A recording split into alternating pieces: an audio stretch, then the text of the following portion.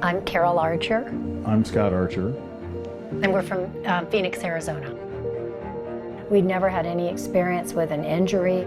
You know, he's never been sick a day in his life. He doesn't even get a cold. He just suddenly fell down at his office a few days before Christmas, and he became rapidly paralyzed over a matter of hours. I watched my husband become paralyzed in the emergency room. Our insurance company just said, you know, put him in a nursing home. He's a quadriplegic. They think it's damage to the spinal cord. Who would accept us? There were other facilities that didn't really want to deal with blood clots and all the other things that were going on. Here we are in the middle of the desert in Arizona. We didn't even have coats or winter clothing, and we just showed up here, and it was the smartest thing we ever did.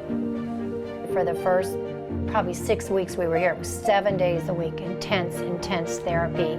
You know, they would put me in a harness, move my legs, simulate walking. The therapist pushing me into things that I didn't think were physically possible.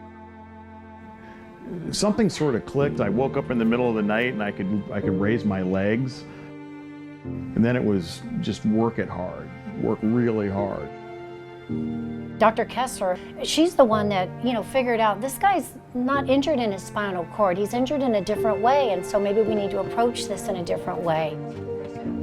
She knew it wasn't a spinal cord injury, and she just wasn't quite sure what it was. So she, gathered a bunch of information and kind of figured out that this strep infection damaged the nerves exiting his spinal cord, not his spinal cord.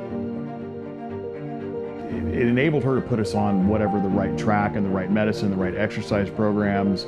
The whole concept of it not being a spinal injury, created more optimism because it meant I potentially could be completely rehabbed. They have access to the top research, the best doctors, the best physical therapists, literally in the world.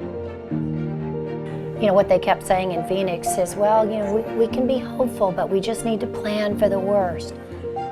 And then now, today, he's walking around the track in the lab with no cane, no walker.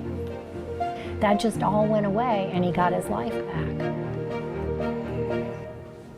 I feel very confident and capable of going home now, living and surviving and dealing with requirements of life.